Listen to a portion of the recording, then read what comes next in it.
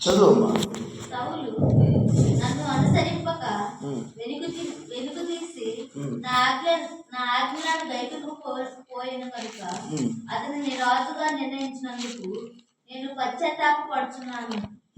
అందుకు సమూయేలు కోపావేశుడై రాత్రంతా యెహోవాకు మొరపెట్టుచుండెను. ఉదయమున చాలా ఒక్క మాట చాలు. అందరూ చదవండి, మళ్ళీ ఒకసారి అందరూ చెప్పండి నాతో.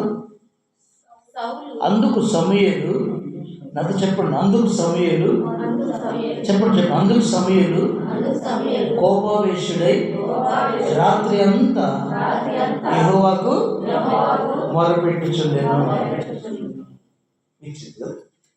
ఏం చేస్తున్నాడంట? మనలాగా కాసేపు ఒక గంట తీసుకుని వెళ్ళాడా? రాత్రి అంతా దర్యావేషు రాజు గారు రాత్రంతా ఉపవాసం ఉన్నాడు. సమూయేలు భక్తుడు కూడా రాత్రంతా ఉపవాసం ఉంది. దేవునికి మొర పెడుతున్నాడు. దేనికోసం? దర్యావేషు రాజు గారు ఎవరి కోసం, ఎందుకోసం ఉపవాసం ఉండి ప్రార్థన చేశాడు చెప్పాలి కదా? ఎవరి కోసం? దానియేలు ఆపదలో ఉన్నాడు, మరణాపాయంలో ఉన్నాడు. సింహాలు చంపేస్తాయి, తినేస్తాయి, నమలేస్తాయి, పొడి చేస్తాయి.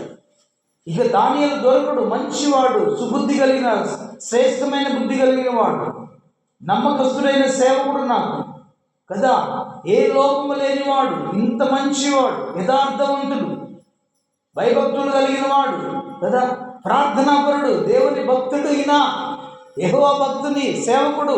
ఇంత మంచి వాని కోసం లేనిపోయింది శాసనం చేసినందువలన, నా దౌర్భాగ్య స్థితి వలన, నా అజ్ఞానం వలన భక్తుని కదా సింహాల గుహలోనికి వేయాల్సి వచ్చింది.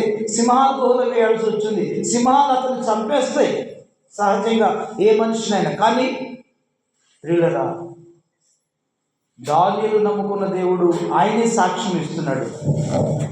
జీవము కలిగిన దేవుని సేవకుడమైన దానియేలు అంటాడు, అనుదినము నీవు సేవించుతున్న దేవుడు నిన్ను రక్షిస్తాడు అని అన్య రాజు సాక్ష్యం ఇస్తున్నాడు. ముందుగానే విశ్వాసం ఉంచుతున్నాడు. ఆ విశ్వాసం ఉంచి ఉపవాసం ఉండి సంతోషముగా నాట్య వాయిద్యములు జరగనీయకుండా మెళుకుగా ఉన్నాడు రాత్రంతా. దేవుని స్తోత్రం. ఒక దేవుని బిడ్డ కోసం ఒక అన్యరాజు ఉపవాసం ఉంటున్నాడు. ఒక దేవుని బిడ్డ కోసం, చనిపోయే పరిస్థితులు ఆపదలో ఉన్న ఒక బిడ్డ కోసం అన్యుడైన రాజు నాట్య వాయిద్యంలో వాయించలేకుండా దుఃఖ చిత్తాంకరాంతుడై ఉన్నాడు. దేవునికి స్తోత్రం. ఉపవాసం ఉన్నందువలన అద్భుతం దేవుడు జరిగించాడు. ఇక్కడ గమనించండి పిల్లలు, సమూయేలు ప్రవక్త ఒకరి కోసం రాత్రంతా ఉపవాసం ఉండి దేవునికి మొరపెడుతున్నాడు. ఎవరి కోసం? సౌలు తనను దేవునిని అనుసరించవలన, సౌలు దేవుని మాట విననందువలన అర్థమైందా? సమూయేలుకు కోపం వచ్చిందంటే ఏమొచ్చిందమ్మా? మీకు నిద్ర వస్తుంది. నా మీద కోపం వచ్చి మా అయ్యగారు మాకు అర్థమవుతుంది చెప్తున్నారు, లేకపోతే హుషారు చెబుతున్నాను, నాకు నిద్ర వస్తుంది. స్తోత్రం. చెప్పండి చైతన్యం మరి. హల్లెలూయా. అవును ప్రియులారా, ఎంత కోపం వచ్చేసిందంట. నువ్వు కోపం వస్తే ఏం చేస్తావు? నీకు నాకు కోపం వచ్చింది, మీ అయ్యగారి కోపం వచ్చింది, ఏం చేస్తాడు? నాకు కోపం వచ్చింది, ఏం చేస్తాం? ఒక రాజుగారి కోపం వచ్చిందంట. ఎవరి మీద? నాబూతు అనే ఒక పేద రైతు మీద కోపం వచ్చిందంట. ఆ రాజుగారు అడిగాడంట, నాబోతు నీ ద్రాక్ష తోట నా పొలం ప్రక్కనే, నా తోట ప్రక్కనే ఉంది, నాకు ఇవ్వవా అని అడిగాడంట. మంచి రాజు. స్తోత్రం. రాజు ఎవడన్నా అట్లా అడుగుతాడా? ఇప్పుడు రాజులు ఇల్లు పొలాలు ఆక్రమించేసుకుంటున్నారు. మన రాజు, ఈ రాజుగారు మంచి రాజుగారు, నాబోతు నా ప్రక్కనే ఉన్నాయి నీ ద్రాక్ష తోట, నాకు ఇవ్వవా అని అడిగాడంట. ఆ నాబోతు ఏమన్నాడు? రాజుగారిని కూడా చూడకుండా నాది ఇది పిత్రార్జితం, నేను ఇవ్వను అన్నాడంట. నీకు వెలపోటు ఇవ్వను అన్నాడంట. అప్పుడు ఈ రాజుగారు ఏం చేశాడు? ఇంటికి పోయి అలిగి మంచం మీద అన్నం తినుకొని పండుకున్నాడంట. స్తోత్రం. మూతి ముడుచుకొని పండుకున్నాడంట. అప్పుడు ఆయన భార్య గారు వచ్చారు. ఆవిడెవరు? యెజబెలు. యెజబెలు. ఎవరట? యెజబెలు. యెజబెలు అంటే కదా, ఎవరైతే భర్త మీద ఇంటి మీద పెత్తనాలు చేస్తుంటారో స్త్రీలను, వాళ్ళ ఆత్మనాలు. స్త్రీ కుటుంబంలో బాధ్యత కలిగిన తల్లి,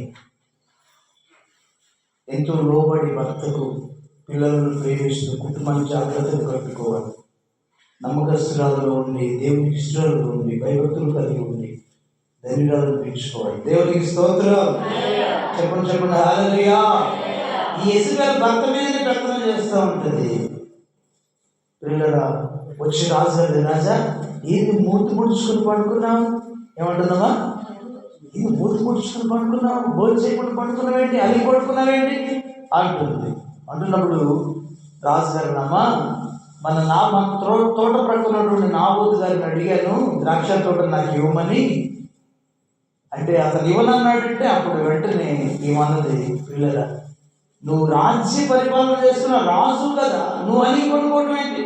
నువ్వు లేచిపోయి అది నీకు నేర్పిస్తానని పోయి నాబోతును చంపించి ద్రాక్ష తోట తన స్వాధీనం చేస్తుంది. దేవునికి స్తోత్రం. కోపం వస్తే ఏం చేశాడు రాజుగారు? కమ్మగా అన్నం తినకుండా అలిగి పండుకున్నాడు మూతి ముడుచుకొని. కోపం వస్తే మనం కూడా అదే చేస్తాం కదా. ఏం చేద్దామా? భర్త మీద కోపం వచ్చిందనుకోండి, ఏం తినకుండా అలిగి పండుకుంటాం.